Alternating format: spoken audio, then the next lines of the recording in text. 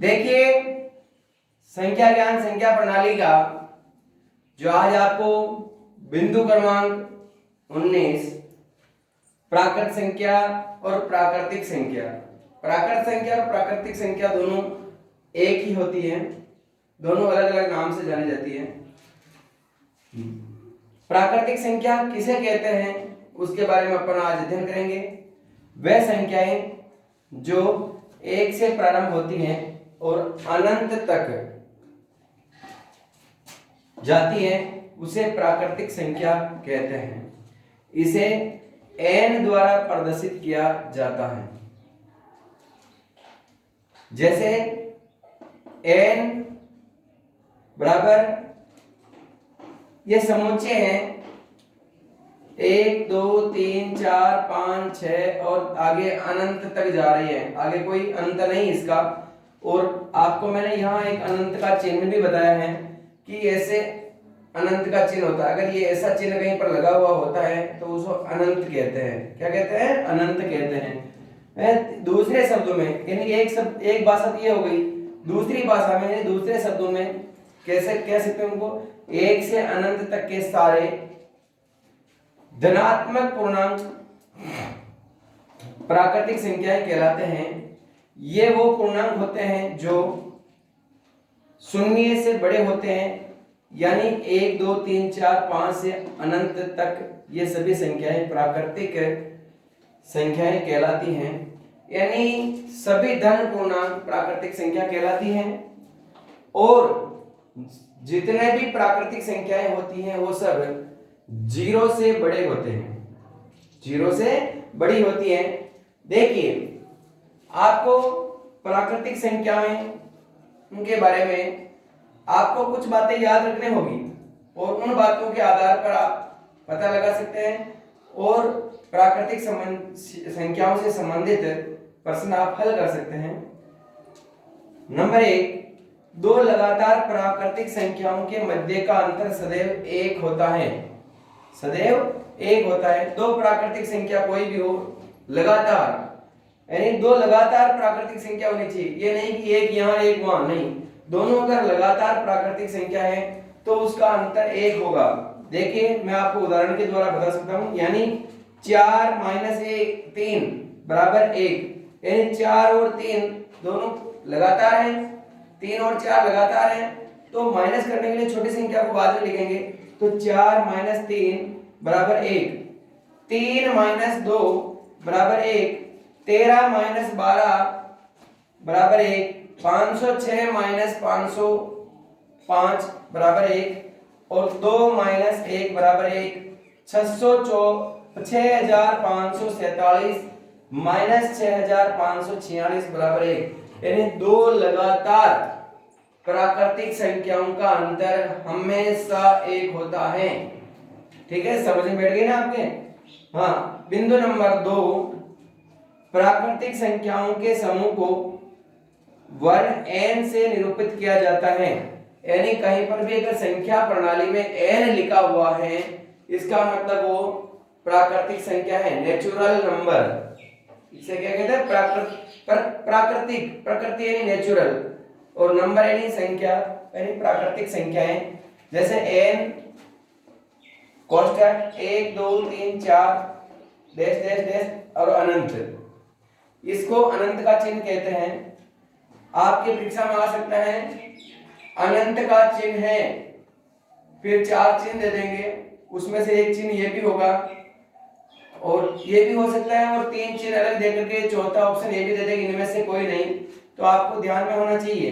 Number 3, प्राकृतिक संख्या को धन पूर्णांक संख्या भी कहा जाता है।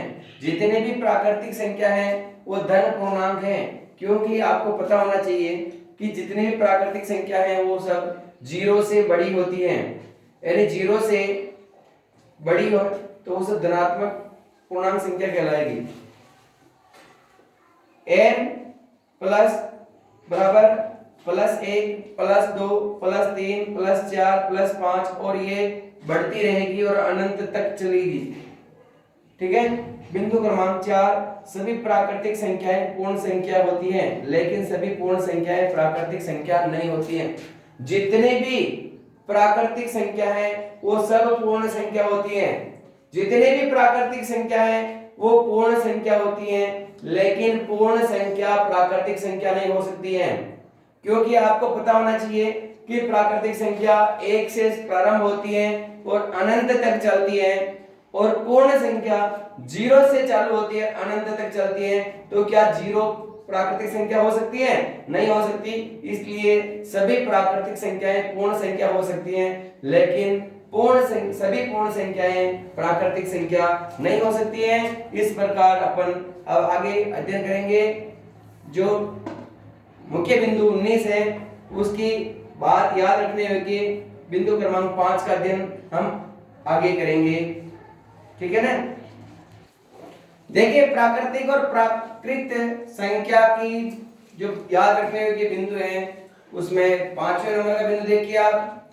4 आपको पहले बता दिए, 5वां ये है प्राकृतिक संख्या 1 का कोई पूर्ववर्ती नहीं है। अर्थात प्राकृतिक संख्या 1 के लिए कोई पिछली प्राकृतिक संख्या नहीं है। जैसे 1 माइनस 1 बराबर 0, क्या 0 प्राकृतिक संख्या है? नहीं है। तो प्राकृत संख्या 0 प्राकृत संख्या नहीं है, इसलिए 1 की कोई पूर्ववर्ती संख्या नहीं होती है। तो ये प्रश्न भी आपकी परीक्षा में आ सकता है कि 1 की पूर्ववर्ती संख्या बताइए, तो ऑप्शन में दे देगा 1, 2, 0 या इनमें से कोई नहीं। तो इनमें से कोई नहीं उत्तर आएगा, क्योंकि 1 का पूर्ववर्ती संख्या कोई है क्या? नहीं है। 1 सबसे छोटी प्राकृतिक संख्या है। 1 को छोड़कर प्रत्येक प्राकृतिक संख्या में 1 घटाकर प्रत्येक प्राकृतिक संख्या की पूर्ववर्ती संख्या प्राप्त कर सकते हैं। चाहे कोई सी भी प्राकृतिक संख्या की अगर पूर्ववर्ती संख्या के बारे में पूछ लें 1 को छोड़कर, तो बाकी सभी प्राकृतिक संख्याओं की पूर्ववर्ती संख्या प्राप्त कर सकते हैं, लेकिन 1 की कोई पूर्ववर्ती संख्या नहीं होती है। देखिए बिंदु क्रमांक 7, कोई आखिरी या सबसे बड़ी प्राकृतिक संख्या नहीं होती है। आपको ध्यान में होना चाहिए कि प्राकृतिक संख्या 1 से प्रारंभ होकर अनंत तक चलती है, तो अंत में कोई है क्या? नहीं है। प्राकृतिक संख्या का आखिरी कोई भी संख्या नहीं है, प्राकृतिक संख्याओं का कोई अंत नहीं है। इसलिए हम कह सकते हैं कि प्राकृतिक संख्या का आखिरी और सबसे बड़ी संख्या कोई नहीं हो सकती है। नंबर 8, पहली और सबसे छोटी प्राकृतिक संख्या 1 है। यहाँ ऊपर बताया कि अंतिम कोई नहीं है, लेकिन प्रथम तो है ना, प्रथम प्राकृतिक संख्या 1 है, जबकि अंतिम और आखिरी कोई नहीं है। बिंदु क्रमांक 9, हम सभी प्राकृतिक संख्याओं की गिनती पूरी नहीं कर सकते हैं। यानी हम प्राकृतिक संख्याओं की अगर हमारे को कह दें कि आप इनकी गिनती कीजिए कि प्राकृतिक संख्या कहां तक होती है, तो शायद अपने जीवन काल में हम प्राकृतिक संख्याओं को नहीं गिन सकते हैं। इतनी प्राकृतिक संख्याएं हैं, अनंत हैं। हम यह तथ्य कहकर व्यक्त करते हैं कि अनगिनत कई प्राकृतिक संख्याएं हैं, यानी प्राकृतिक संख्याओं का कोई अंत नहीं है। तो देखिए आपको ये प्राकृतिक संख्याओं का जो टॉपिक है ये पूरा हुआ, आपका बिंदु क्रमांक 19 पूरा हुआ। इसके बाद अगला बिंदु हम पढ़ेंगे, तो उसके बारे में भी हम विस्तृत जानकारी बताएंगे कि अगला बिंदु कौन सा है। तो देखिए पढ़िए। और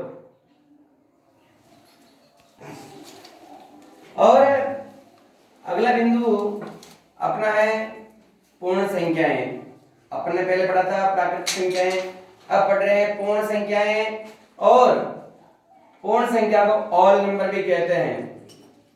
देखिए पूर्ण संख्या और प्राकृत संख्या में क्या अंतर है? तो शून्य सहित प्राकृतिक संख्याओं को पूर्ण संख्या कहते हैं, जो 0 से प्रारंभ होकर अनंत तक चलती हैं। यानी सभी प्राकृतिक संख्याओं में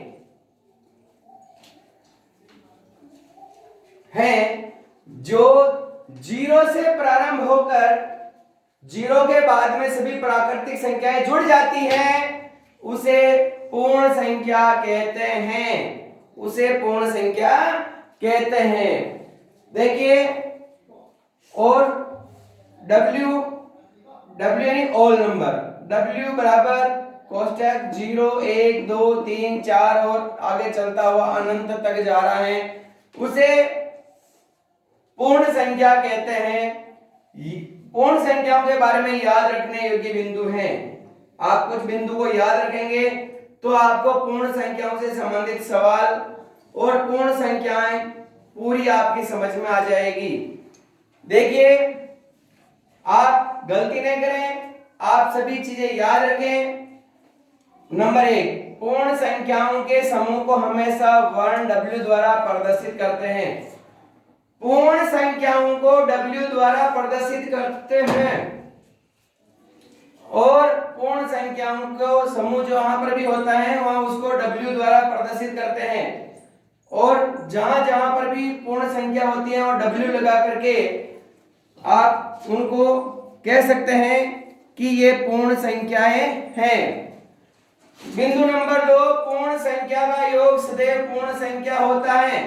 पूर्ण संख्या का योग क्या होता है? सदैव पूर्ण संख्या ही होता है। अतः पूर्ण संख्याएं योग के लिए समृद्ध होती हैं। योग के लिए समृद्ध होती हैं यानी पर्याप्त होती हैं। जैसे 5 + 4 बराबर 9 या 13 + 12 बराबर 25। ठीक है। नंबर 3, पूर्ण संख्या में योग के दौरान क्रम से कोई फर्क नहीं पड़ता है, अतः ये क्रम विनिमय है। यानी पूर्ण संख्याओं के योग में योग करते समय उनके क्रम को अगर इधर उधर बदल दिया जाए तो उसके योग फल पर कोई फर्क नहीं पड़ता है, क्योंकि ये क्रम विनिमय है। क्रम विनिमय है। देखिए, जैसे 6 + 1 बराबर 7 है, तो अगर इसके क्रम को बदल दिया जाए, 6 की जगह 1 लिख दिया जाए, 1 की जगह 6 लिख दिया जाए, तो भी उत्तर तो उसके 7 ही आएंगे। उसके उत्तर तो 7 ही आएंगे।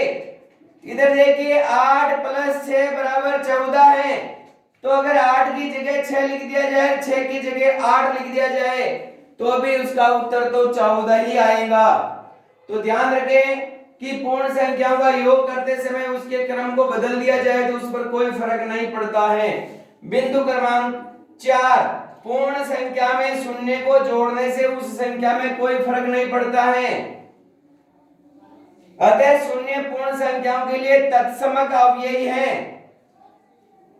पूर्ण संख्याओं के योग में तत्समक अवयवी कौन सा है? अगर आपको उत्तर पूछ लिया जाए इसका और आपकी परीक्षा में प्रश्न आ जाए तो आपको ऑप्शन दे दिया जाता है 0 1 2 3, तो आपका उत्तर कौन सा होगा? 0 होगा, क्योंकि पूर्ण संख्याओं को जोड़ने से, पूर्ण संख्याओं में 0 जोड़ने से उसका कोई फर्क नहीं पड़ता है और शून्य पूर्ण संख्याओं के लिए तत्समक अवयवी है। जैसे 5 + 0 बराबर 5, यानी 5 में 0 को जोड़ा, क्या फर्क पड़ा? 5 से अधिक हुआ क्या या कम हुआ? नहीं हुआ, यानी 5 + 0 बराबर 5 ही होता है। बिंदु क्रमांक 5, किसी भी पूर्ण संख्या को उसी पूर्ण संख्या से घटाया जाए तो शून्य प्राप्त होता है। जैसे 5 - 5 बराबर 0, 16 - 16 बराबर 0। यानी किसी भी पूर्ण संख्या में से उसी पूर्ण संख्या को घटाया जाए तो उसके जो उत्तर आएगा वो 0 आएगा, उसका उत्तर 0 आएगा। बैठ गई समझ में? अगला बिंदु अपन आगे पढ़ते हैं। बिंदु क्रमांक 6। देखिए, बिंदु क्रमांक 6, दो पूर्ण संख्याओं का गुणनफल हमेशा एक पूर्ण संख्या होता है। अपन जो पूर्ण संख्याओं का गुणा करते हैं, तब किसी भी पूर्ण संख्या को अगर गुणा करते हैं तो गुणा करने के बाद जो प्राप्त जो फल होता है, जो गुणनफल होता है, वो हमेशा पूर्ण संख्या ही प्राप्त होता है, अतः ये गुणा के लिए समृद्ध है। जैसे 5 × 4 बराबर 20, तो 20 क्या है? एक पूर्ण संख्या है। पूर्ण का मतलब उसका टुकड़ा नहीं है, आधा अधूरा भाग नहीं, पूरी संख्या है, उसको पूर्ण संख्या कहते हैं। नंबर 7, पूर्ण संख्या के गुणन के दौरान संख्याओं का क्रम बदलने से कोई फर्क नहीं पड़ता है। देखिए, आप पूर्ण संख्याओं के लिए गुणनकरण विनिमय होता है।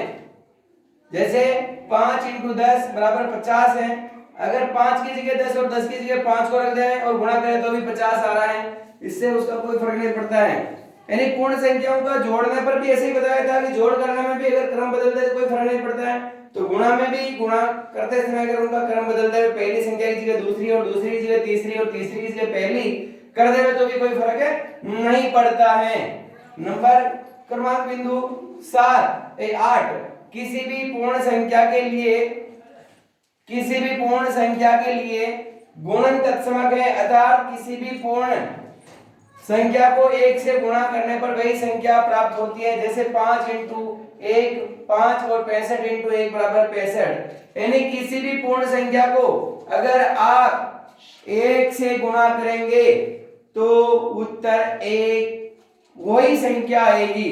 जैसे मतलब अगर 100 को 1 से गुणा किया तो 100 एकम 100, अगर 50 को 1 से गुणा किया 50 एकम 50, यानी वही संख्या प्राप्त होती है। जैसे 6 को 1 से गुणा किया तो 6 एकम 6।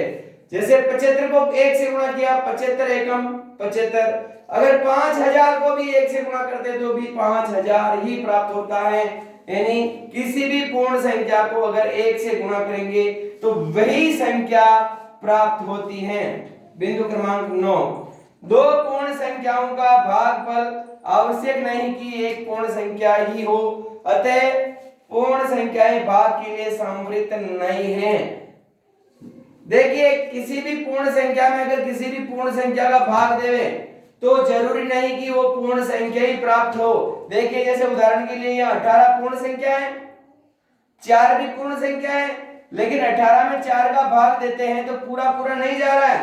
4 चौक 16, 4 बार गया, बच गए 2, पॉइंट लगा 0 हो गए, 4 और 5 20, यानी 4.5 ये एक पूर्ण संख्या नहीं है। 4.5 क्या है? एक पूर्ण संख्या नहीं है। तो आपको समझ में आ गया होगा कि किसी भी पूर्ण संख्या को अगर पूर्ण संख्या से गुणा करें तो पूर्ण संख्या प्राप्त होती है, लेकिन किसी भी पूर्ण संख्या में अगर पूर्ण संख्या का भाग दें तो पूर्ण संख्या प्राप्त होना जरूरी नहीं है।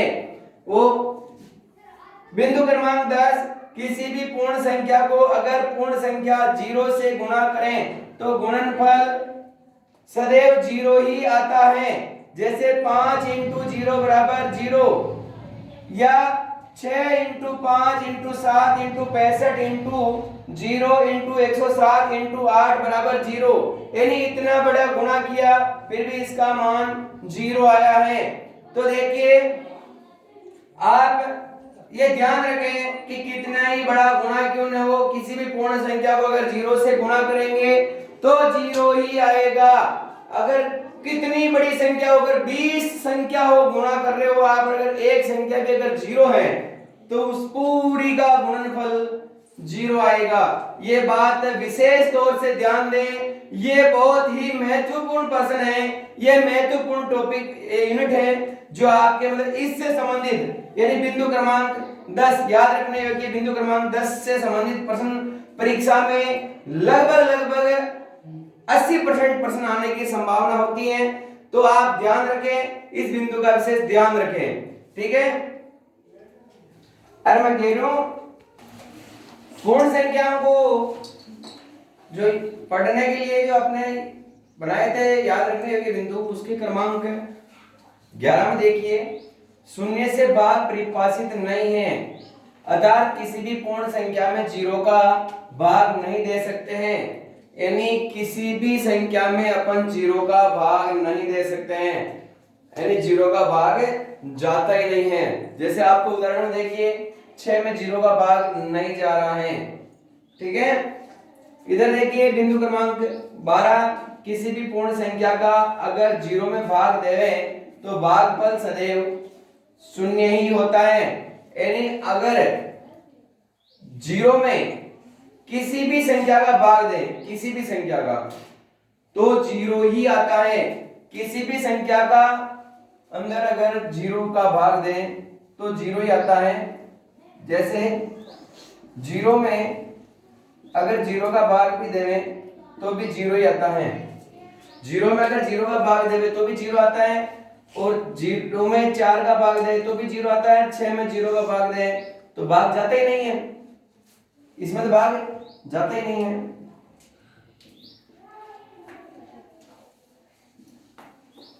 तो 0 के अंदर किसी भी पूर्ण संख्या का भाग नहीं जाता है, और नहीं जाता था लेकिन उसका भागफल 0 आता है, सॉरी। बिंदु क्रमांक 13, सभी प्राकृतिक संख्याएं पूर्ण संख्या होती हैं। सभी प्राकृतिक संख्याएं पूर्ण संख्या होती हैं, लेकिन सभी पूर्ण संख्याएं प्राकृतिक संख्याएं नहीं होती हैं, क्योंकि सबसे छोटी पूर्ण संख्या 0 है। क्योंकि देखिए 0 पूर्ण संख्या 0 से प्रारंभ होती है और प्रकृत संख्या 1 से प्रारंभ होती है, तो 1 वाली तो सभी 0 वाली में समाहित हो सकती है, लेकिन 0 वाली 1 में समाहित नहीं हो सकती, क्योंकि 0 उससे पहले आता है। तो देखिए इस प्रकार अपना ये पूर्ण संख्याओं का जो टॉपिक है ये भी पूरा हुआ, 20वां बिंदु। तो मेरा कहने का मतलब ये है कि school to back to school कार्यक्रम का आज अपना 7वां दिन है, यानी 1 अप्रैल से आप सेशन 2021-22 की पढ़ाई कर रहे हैं, आपका 7वां दिन है। वैसे इस साल के 8 दिन पूरे हो गए हैं, लेकिन एक रविवार की छुट्टी थी, इसलिए 7 दिन आपकी पढ़ाई हो चुकी है। आप पढ़ाई करते रहें और आगे बढ़ते रहें। कोरोना नाम की जो बीमारी है वापस भयानक रूप ले रही है, आप सुरक्षित रहें और भीड़ भाड़ के क्षेत्र में न जाएं, मास्क जरूर लगाएं, और कोई भी बीमार है तो उनके घर पर भी नहीं जाएं। और जो मैं आपको वीडियो भेज रहा हूं इसको लाइक जरूर करें, शेयर जरूर करें और सब्सक्राइब जरूर करें, ताकि नया वीडियो बनते ही आपको मिल जाएगा। और इस वीडियो के द्वारा और व्हाट्सएप की जो फोटो है उनके द्वारा आप अपनी कॉपी में लिखें, याद करें। जब आपकी कक्षा का जो कार्य मिलेगा गृह कार्य, उसमें आप सभी प्रश्न हल कर पाओगे। जब ये आप सब लिख करके याद करोगे, कॉपी में लिखोगे, तभी आप वो सब सवाल कर पाओगे। मैं आपको बहुत जल्द गृह कार्य देने वाला हूं, तो ध्यान रखें। आप जो मैंने आपको एक काम दिया है वो काम जरूर करें, वो काम भूले नहीं। लाइक करना और शेयर करना। धन्यवाद। जय हिंद।